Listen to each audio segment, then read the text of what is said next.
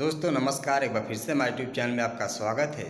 तो आज के इस वीडियो में बात करने वाले हैं कारपेंटर के बारे में कि कुवैत में कारपेंटर की बेसिक सैलरी कितनी है। कई साथी कमेंट्स किए थे यूट्यूब पे कि भाई कुवैत में कारपेंटर की रियल में कितनी बेसिक सैलरी मिलती है, उसके बारे में वीडियो बनाइए, उसके बारे में जानकारी दीजिए।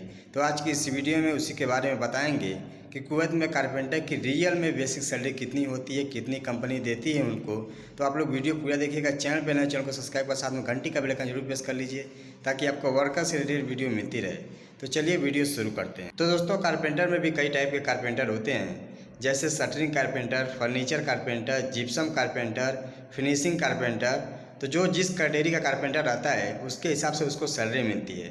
ऐसा नहीं है अगर आप शटरिंग कारपेंटर हैं तो सेम सैलरी फिनिशिंग कारपेंटर को भी वही मिलेगी, ऐसा नहीं है। अगर आप शटरिंग कारपेंटर हैं तो आपकी सैलरी अलग मिलेगी। अगर आप फर्नीचर कारपेंटर हैं, जो फर्नीचरिंग बिल्डिंग के अंदर होती है, तो उसका जो फर्नीचर कारपेंटर होता है उसकी सैलरी अलग होती है, और जो फिनिशिंग कारपेंटर होता है उसकी सैलरी अलग होती है। तो किसकी कितनी सैलरी है वीडियो में सब कुछ बताऊंगा।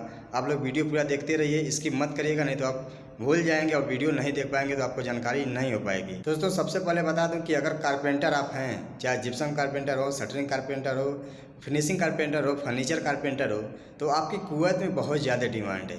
क्योंकि यहाँ पे हमारे पीछे जो वाल दिख रहा है, ठीक है, ये जो फायर फाइटिंग का ये बॉक्स है जिसमें फिट हुआ है, ये सामने आपको वाल दिख रहा है, ये वाल जिप्सम का बना हुआ है। यहाँ पे जितने भी वाल बनते हैं बिल्डिंग के अंदर पूरा जिप्सम का बनता है। जो बाहर का वाल होता है वो कंक्रीट से बनता है, ताबूक से बनता है, लेकिन तो बिल्डिंग के अंदर जितना भी वाल बनता है यानी दीवार, वो पूरा जिप्सम का बनता है। तो यहाँ पे कारपेंटर की बहुत ज़्यादा डिमांड है, बहुत ज़्यादा वैल्यू है, और यहाँ पे कंस्ट्रक्शन काम भी बहुत ज़्यादा होता है। तो अगर आप शटरिंग कारपेंटर हैं तो उसकी भी बहुत ज़्यादा डिमांड है। और जो फिनिशिंग कारपेंटर होते हैं, जैसे ये डोर लगा हुआ है, ये डोर तो फायर का है, इसके ऊपर सरमाइका नहीं लगा है। बिल्डिंग के अंदर जो डोर होता है, दरवाज़ा होता है, उसके ऊपर सरमाइका लगा होता है। तो कभी दरवाज़ा बंद होता है तो उसको जो कोरी होती है उसकी टूट जाती है, ठीक है, नहीं तो बीच में से कुछ लग के टूट जाता है। तो उसको सेटिंग करने के लिए वो फिनिशिंग कारपेंटर होता है जो उसको सेट कर दे, तो उसकी सैलरी अलग होती है। तो किसकी कितनी सैलरी है वो सुन लीजिए। दोस्तों अगर आप शटरिंग कारपेंटर हैं, एज ए शटरिंग कारपेंटर अगर आप कुवैत में आते हैं तो जो स्टार्टिंग में बेसिक सैलरी मिलती है 130 से 140 केडी के बीच में आपको मिलेगी। 140 से ऊपर नहीं मिलेगी, 130 से कमती नहीं मिलेगी, ये मान के चलिए 130 से 140 केडी के बीच में आपको मिलेगी। कंपनी खाना प्रोवाइड कराती है, मेडिकल वगैरह सब कुछ कंपनी, एकोमोडेशन, ट्रांसपोर्टेशन सब कंपनी प्रोवाइड कराती है, ठीक है। अगर आप शटरिंग कारपेंटर में आते हैं तो फर्नीचर कारपेंटर में आते हैं तो सेम सैलरी यही मिलेगी, ठीक है। आपको 145 भी मिल सकती है, 140 भी मिल सकती है, 135 भी मिल सकती है। सिर्फ 10-5 केडी का इधर उधर अंतर रहता है, नहीं तो सेम सैलरी मिलती है। अगर आप फर्नीचर कारपेंटर हैं, शटरिंग कारपेंटर हैं, प्लस ओवर टाइम रहती है। तो ओवर टाइम जब ज़्यादा चलती है तो आदमी लोग कमाते हैं, ओवर टाइम नहीं चलेगी तो आप नहीं कमा पाएंगे ज़्यादा पैसे, ठीक है। तो इसके लिए ओवर टाइम जो आदमी करता है ज़्यादा, जिस कंपनी में ओवर टाइम चलती है वहाँ से ज़्यादा पैसे वो अर्न करता है, कमाता है। तो दो हो गया।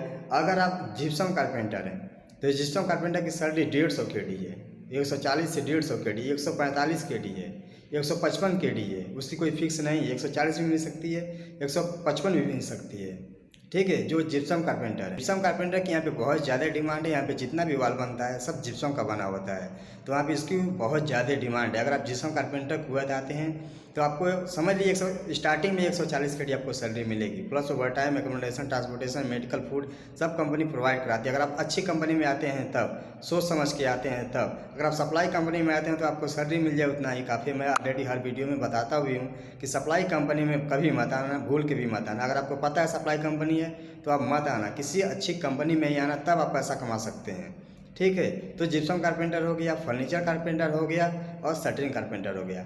आखिरी में बात करते हैं फिनिशिंग कारपेंटर, जिसको अभी मैं बताया कि दरवाज़ा का जो अगर सरमाइका लगा है कहीं से टूट जाता है उसको जो मिला के सेट करता है वो होता है फिनिशिंग कारपेंटर। फिनिशिंग कारपेंटर की यहाँ पे बहुत ज़्यादा डिमांड है, उसकी सैलरी भी बहुत ज़्यादा है। जो फिनिशिंग कारपेंटर होते हैं उनकी सैलरी 150 केडी से लेकर 170 केडी तक होती है सैलरी, ठीक है। जो फिनिशिंग कारपेंटर होते हैं सबके बस की बात नहीं है कि फिनिशिंग कारपेंटर बन सके, क्योंकि वो बहुत रिस्की काम है और बहुत मतलब बारीकी से काम किया जाता है।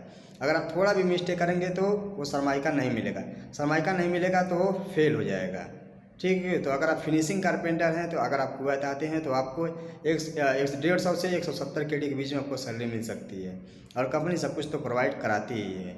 तो बहुत ही अच्छी सैलरी मिलती है एज ए कारपेंटर कुवैत में, चाहे आप कोई भी कारपेंटर हो, furniture carpenter, gypsum carpenter, shuttering carpenter, finishing carpenter, तो कारपेंटर की यहाँ पे बहुत ज़्यादा डिमांड है।